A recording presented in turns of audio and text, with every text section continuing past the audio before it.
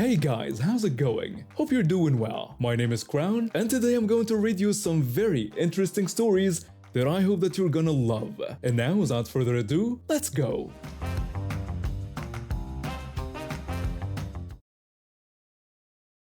My grandmother has been through hell these past few months. She had two major surgeries back to back, and recovery has been brutal. At 83 years old, her body just doesn't bounce back like it used to. She's been stuck in that hospital bed for weeks, barely able to move without help. The doctors finally cleared her to go home, but she's still in a wheelchair and needs assistance with pretty much everything. I've been staying with her to help out.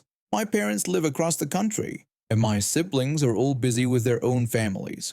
I'm the only one who could take time off work to be here. It's been exhausting, but she's the woman who raised me when my parents were going through their messy divorce. She deserves all the help I can give her.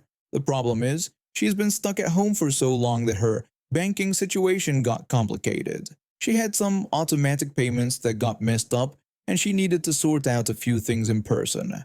Online banking isn't really her thing, and some of the documents required her physical signature. She kept apologizing for being such a burden, which broke my heart. I told her we'd get it sorted out together. The bank she uses is this tiny local branch downtown.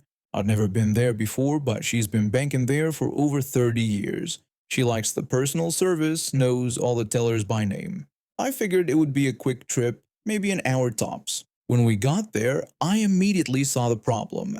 The parking lot was incredibly small, maybe 20 spaces total. Every single spot was taken except for one in the very back corner, and that one was barely wide enough for my car, let alone space to get the wheelchair out. I drove around the block a few times, hoping someone would leave, but no luck. I explained the situation to my grandmother, and she started getting upset.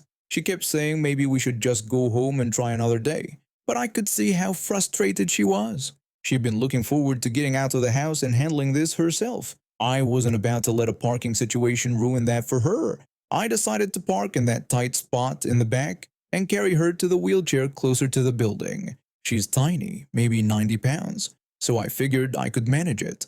I parked in the back and got her situated in the wheelchair. Then I pushed her around the building to find the entrance. That's when I saw it. Right in front of the main entrance, there was a handicap parking spot with a ramp leading right up to the door. Perfect for wheelchairs, except there was a shiny red sports car parked right in the middle of it.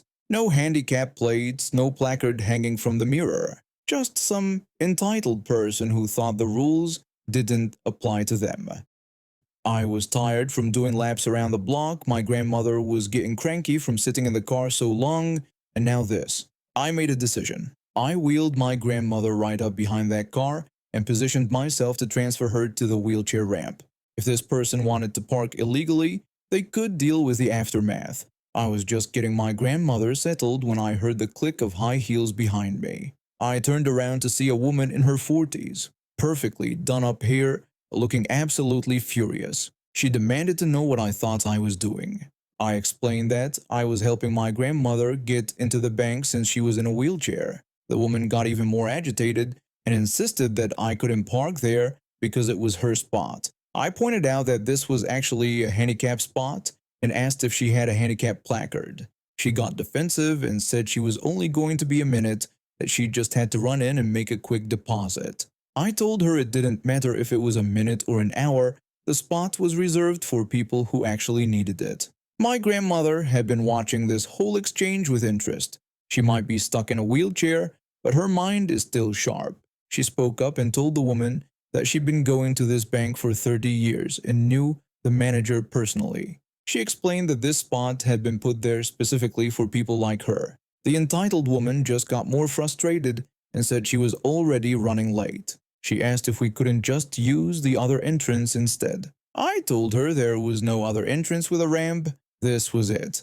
Then she had the nerve to tell us that we should have gotten there earlier. This woman had illegally parked in a handicap spot, was now blocking us from using the ramp, and was somehow making it our fault. I told her that I was going to help my grandmother into the bank now. She could wait until we were done, or she could move her car. She got even more angry and declared that she wasn't moving her car because She was there first. My grandmother asked me sweetly to help her up the ramp because her arthritis was acting up.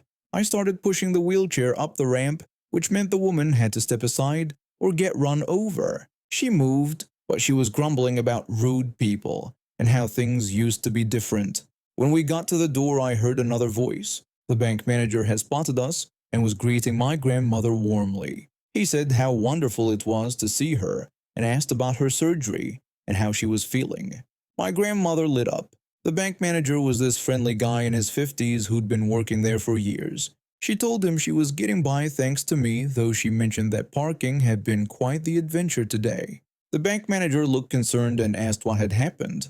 My grandmother explained that someone had parked in the handicap spot, so we'd had to work around them. The bank manager looked confused and stepped outside with us. The entitled woman was standing by her car, still looking annoyed. He apologized to her but explained that she couldn't park there because it was a handicap spot. She got defensive again and said she was just making a quick deposit and it wasn't like anyone was using it. The bank manager told her that they actually had several customers who relied on that spot and that my grandmother had been banking with them for decades. The woman insisted that she was a customer too and shouldn't have to walk all the way from the back of the lot. The bank manager said he understood, but the law was the law. He asked her to move her vehicle. She finally gave in but made sure to tell him that she was considering taking her business elsewhere. She complained that this was terrible customer service. She got in her car and drove off, making sure to rev her engine loudly. The bank manager apologized profusely and made sure we got inside safely. The whole banking trip took about 45 minutes. My grandmother got everything sorted out, chatted with all the tellers, and generally had a great time. When we came back outside, I was pleased to see that the woman's car was long gone. When I was helping my grandmother back into our car, she grabbed my arm. She told me that in her day, they would have just taken down the license plate number and called it in. I asked why she didn't say something earlier. She smiled and said that watching me handle it was much more entertaining. I laughed and realized she was right. I've been living in my parents' house for way too long after college. Don't get me wrong, I'm grateful they let me stay while I figured things out. But at 25, I was ready for my own space. After months of saving from my part-time retail job, I finally had enough for a deposit on a tiny studio apartment downtown. It wasn't much, but it was mine. The move was exhausting and job hunting was even worse. I've been applying to positions in marketing for weeks with barely any responses. My degree felt useless, and my confidence was pretty much shot. That's when my cousin suggested I come over for the afternoon. We'd always gotten along well, so I figured why not take a break from staring at job boards. His place was nice, way nicer than mine. He worked in tech and had been doing well for himself. We were sitting on his couch, catching up on family drama and complaining about how expensive everything had gotten when his friend showed up. The friend seemed decent enough, maybe a few years older than us, also worked in some business-related field. The conversation naturally drifted to work and careers. I mentioned I was job hunting and looking for marketing roles, maybe something in the healthcare or tech space, since that's where the opportunities seemed to be. It wasn't like I was asking for help or anything, just normal conversation about what we were all up to. My cousin told his friend that I'd been grinding on applications for months. The friend asked what kind of marketing work I was looking for, and I explained I was mostly interested in digital marketing and content strategy. I said I was open to different industries, while healthcare and tech seemed to have the most openings. The friend mentioned that he knew a few people in that space. It was casual, nothing more than typical small talk. We moved on to other topics, talked about sports, complained about rent prices, the usual stuff. The friend left after a couple hours, and I headed home feeling better than I had in weeks. Sometimes you just need normal conversation with people who aren't your parents asking when you're going to figure your life out. A few days later, I got a message from the friend. He said he'd mentioned me to someone at his company who was looking for a marketing person and asked if I wanted him to pass along my resume. I was thrilled. Finally, a real lead instead of just throwing applications into the void. I sent him my resume that same day. Within a week, I heard back from their hiring manager. The interview process was pretty standard, nothing handed to me on a silver platter. I had to do a phone screening, then 2 in-person interviews, submit a portfolio of my work, and provide references. It took about 3 weeks total, but I got the job. The position was exactly what I've been looking for. Good salary, benefits, room to grow, and the company culture seemed solid. I was over the moon. This was my chance to actually start my career instead of just surviving on retail wages. I called my cousin right away to share the good news. I told him I got the job and he congratulated me. He sounded genuinely happy for me, which made me feel even better. Family support means everything when you're trying to get your life together. The first few weeks at work were intense but exciting. I was learning constantly, meeting new people, and finally feeling like I was building something real. My cousin checked in a few times, asking how things were going, and I appreciated that he seemed interested in my progress. But after about a month, something shifted. His tone got weird whenever we talked about work. He started saying that the job was working out pretty well for me, and when I agreed that I loved it, he made comments about how funny it was that these things work out. He said that if I hadn't been at his place that day, none of this would have happened. I told him that timing had worked out perfectly, and he got more specific. He said it was about timing and location. His living room. I laughed it off, thinking he was just being weird. But he kept bringing it up. Every conversation somehow circled back to how the job connection happened at his house, like he was building up to something. Then he started getting more direct about it. He told me he'd been thinking about the whole job situation and that, while he was happy for me, it was wild that the opportunity literally came through his front door. When I asked what he meant, he explained that without his friendship and his house, I never would have met his friend. He said it was like he was my networking event. I still didn't see where this was going, but I was starting to feel uncomfortable. He said he wasn't saying I owed him anything major, but maybe we should work out some kind of arrangement. He suggested that since he helped make this happen, maybe he should benefit a little too. When I asked what kind of arrangement, he said nothing crazy. Maybe just a small percentage of my salary each month, like a finder's fee. He was thinking maybe 5%. I thought he was joking at first, but his face was completely serious. I asked if he wanted me to pay him part of my salary, and he said he wasn't trying to be greedy. He explained that connections have value, and this connection happened because of him, his house, his friend, his introduction. Without that, I'd still be unemployed. I was speechless. This was my cousin, someone I'd grown up with, asking me to pay him for having a conversation in his living room. I told him I went through the whole interview process myself, and they didn't hire me because of where I met the guy. He insisted that I never would have met his friend without him, and that was the point. I ended the call pretty quickly after that, hoping he'd drop it. But he didn't. A few days later, he texted me his bank account details with a message that said I should start with 5% and see how it goes. I didn't respond. Someone I was related to was actually serious about this. When I didn't send any money, he started calling more frequently. He asked if I got his text with the bank info, and I told him I had. He wanted to know when I was planning to send the first payment, and I said I wasn't. He asked what I meant, and I explained that I wasn't paying him part of my salary for having a conversation at his house. He said this was really disappointing, and that he thought we were closer than this. I told him we were close, which is why I couldn't understand he was asking me for money. He insisted he wasn't asking for money, but asking for what he earned. He said he made this job happen for me. I told him he didn't make anything happen, that his friend mentioned me to someone, and I got the job on my own merit. He said whatever, and that he guessed he knew where he stood with me now. He hung up, and I figured that was the end of it. But it wasn't. A few weeks later, I started hearing things. My aunt called me, confused about some story she'd heard about me refusing to pay back family who helped me. Then a mutual friend mentioned that my cousin had told him I was ungrateful and taking advantage of people. My cousin had been telling anyone who would listen that I owed him money and was being selfish by not paying up. He was spinning it like he'd gone out of his way to help me find work and I was screwing him over by not sharing my salary. The stories kept getting more elaborate. According to what I heard, my cousin was now claiming he'd hooked me up with a job that he'd personally recommended me to his friend, and that we'd had some kind of agreement about payment that I was backing out of. None of it was true but mudsticks. Some family members started treating me differently, like I was this ungrateful person who used family connections and then disappeared. I decided I had to do something. I reached out to the friend who'd actually connected me with the job and explained the situation. I asked if he'd be willing to clarify what had actually happened if anyone asked. The friend said it was insane.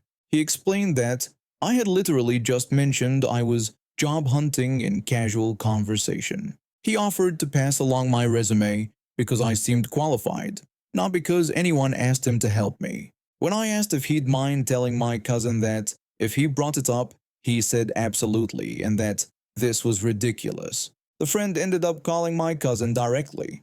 I don't know exactly what was said, but he made it very clear that nobody had asked him to help me, that I'd gotten the job purely based on my qualifications, and that expecting payment for a casual conversation was completely unreasonable. My cousin stopped calling after that. The family gossip died down pretty quickly once a few people heard the real story. I ran into him at a family gathering a few months later. He avoided me completely, which was fine by me. But I overheard him complaining to our uncle about how people don't appreciate help anymore and how families should stick together. I'm still at the same job, still loving it, and still not paying anyone a percentage of my salary for existing in their living room when I had a normal conversation. As a marine biologist, part of my job involves taking tourists on educational submarine tours to study coral reefs. It's usually pretty routine. We take groups of 12 people down in our research submarine to about 60 feet, show them the marine life, explain conservation efforts, and bring them back up. The whole trip takes about 2 hours. That Tuesday started like any other. I was the lead guide with my colleague handling the technical operations. We had a group of 10 tourists, mostly families and a few couples. Everyone seemed normal during the safety briefing. We always explained the rules about no open flames, no smoking, and keeping personal items secured. The submarine runs on a carefully controlled oxygen system, and any fire could be catastrophic. About 20 minutes into the dive, we were cruising along a beautiful section of reef when I heard someone rummaging through bags behind me. I turned around to see this woman in her 40s pulling out what looked like a small candle and a lighter. I told her that she needed to put that away immediately because no open flames were allowed in the submarine. Karen responded dismissively, saying it was just a little vanilla candle, and she wanted to set the mood for her friends. She complained that the trip was boring without some atmosphere. Her 3 friends looked embarrassed and were quietly telling her to put it away, but she completely ignored them. I explained that this was a serious safety issue and that the oxygen system in the submarine made any flame extremely dangerous. I warned her that she could kill everyone on board. She told me not to be so dramatic and asked what the worst that could happen from just a tiny candle. My colleague came over to help explain the situation. My colleague tried to make her understand that this wasn't about arbitrary rules.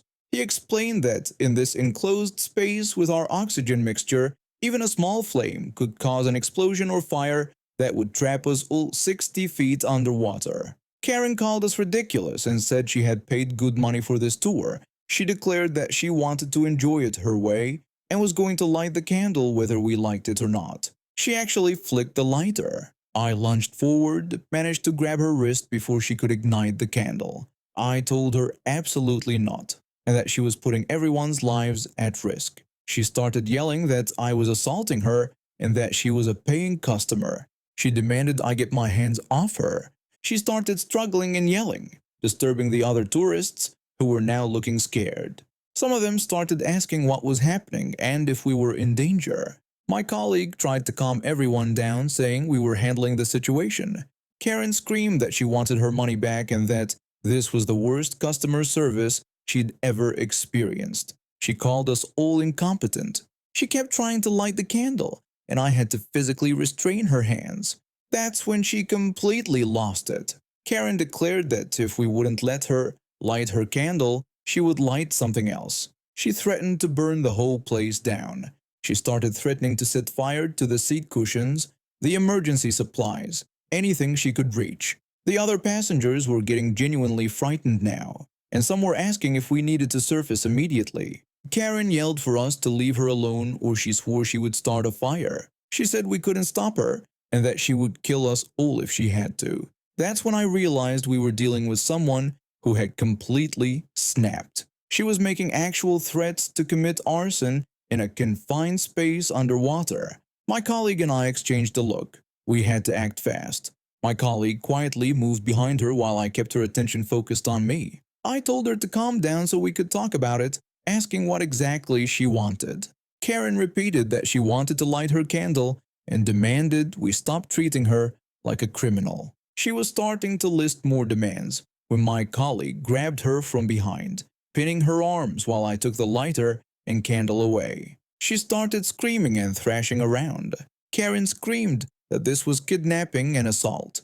She threatened to call the police and said we couldn't treat her like this.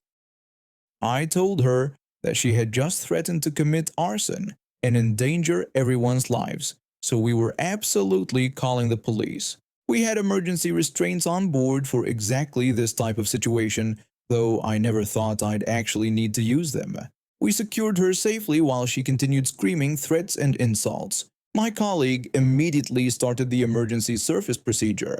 We had to abort the tour completely and get this woman off our submarine as quickly as possible. The other tourists were actually thanking us for handling the situation.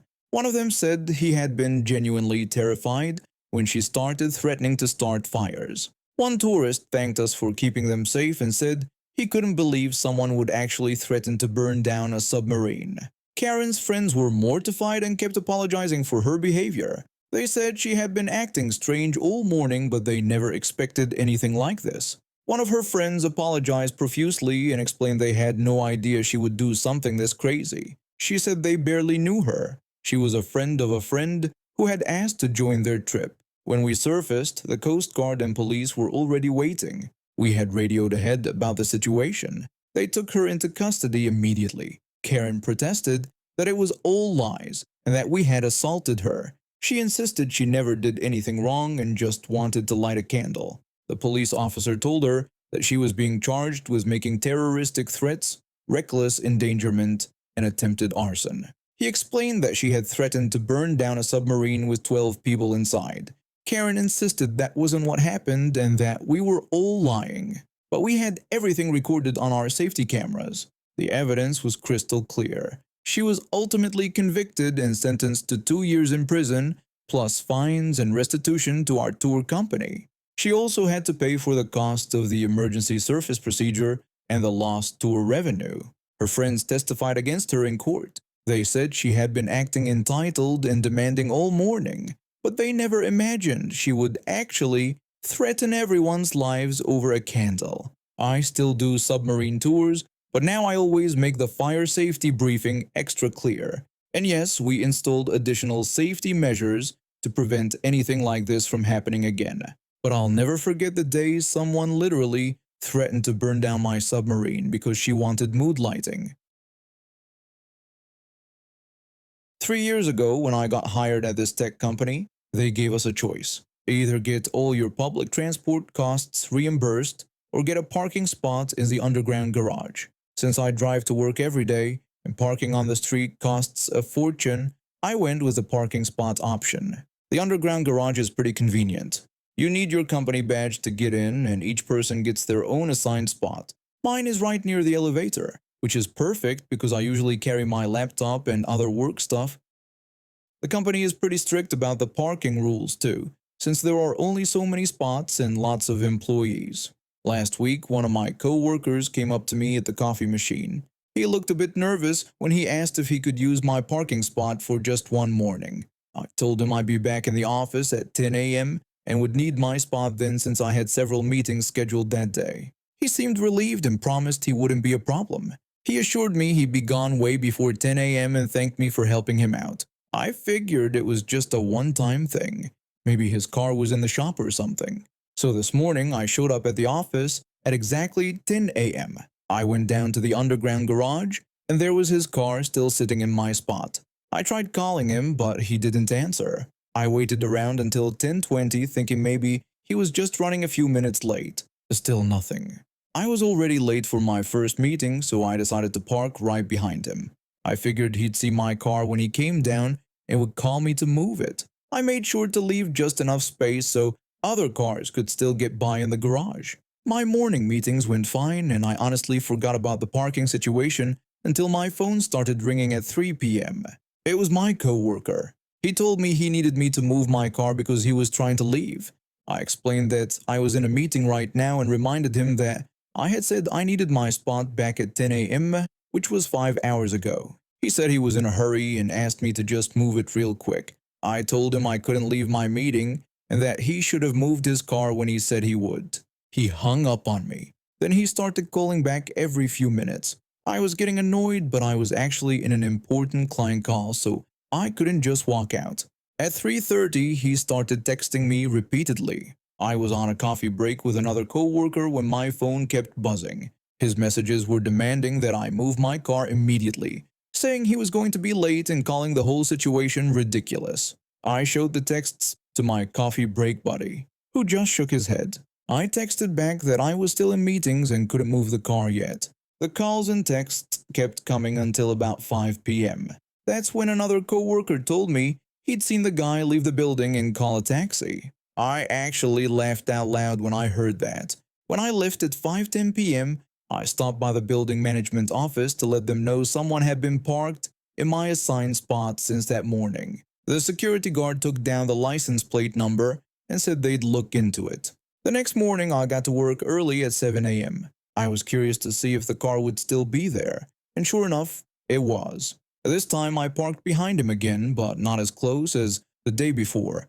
I left just enough room that he could probably squeeze out if he really tried. My first meeting started at 8 a.m. and I was in the conference room when my phone started ringing. It was the building management, but I couldn't answer since I was presenting to clients. They called 4 times in a row.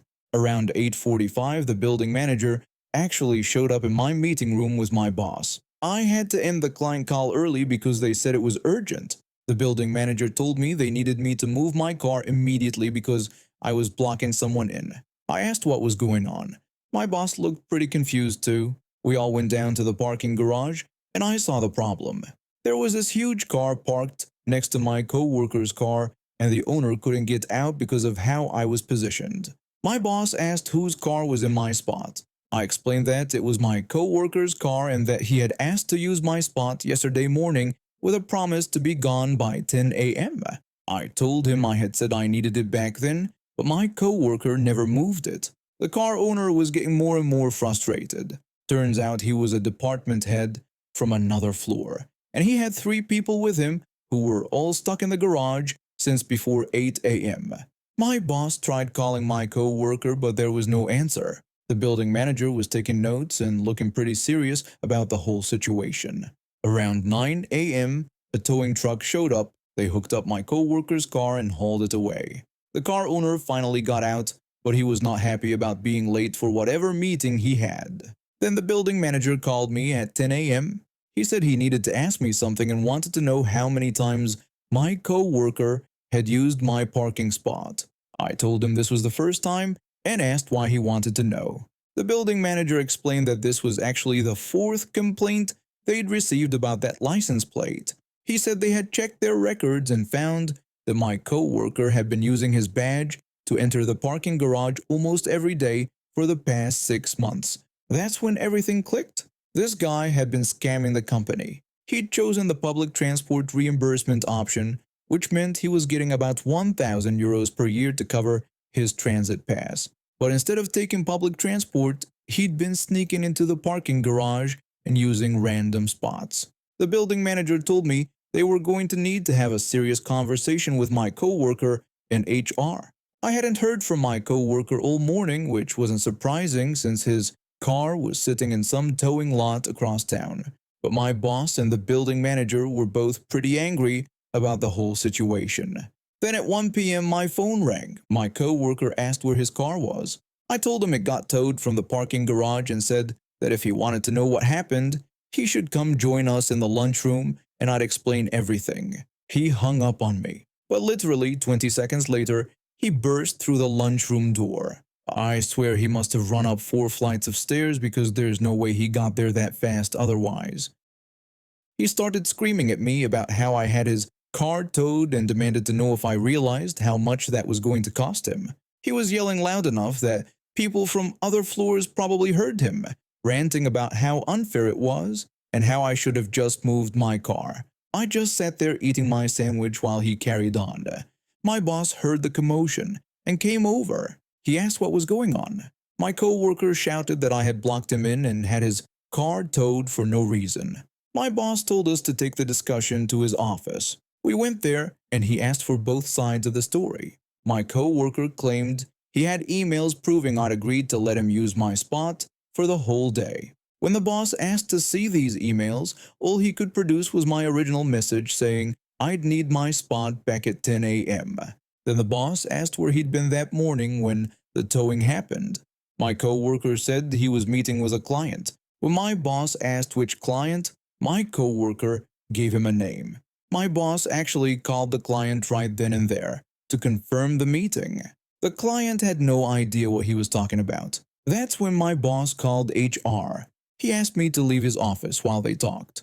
I went back to my desk, but I could see through the glass walls that it was getting pretty heated in there. The HR lady came down and went back and forth to the printer room twice, probably getting documentation. After about 45 minutes, my co-worker came out of the office. He just grabbed his stuff from his desk and left the building.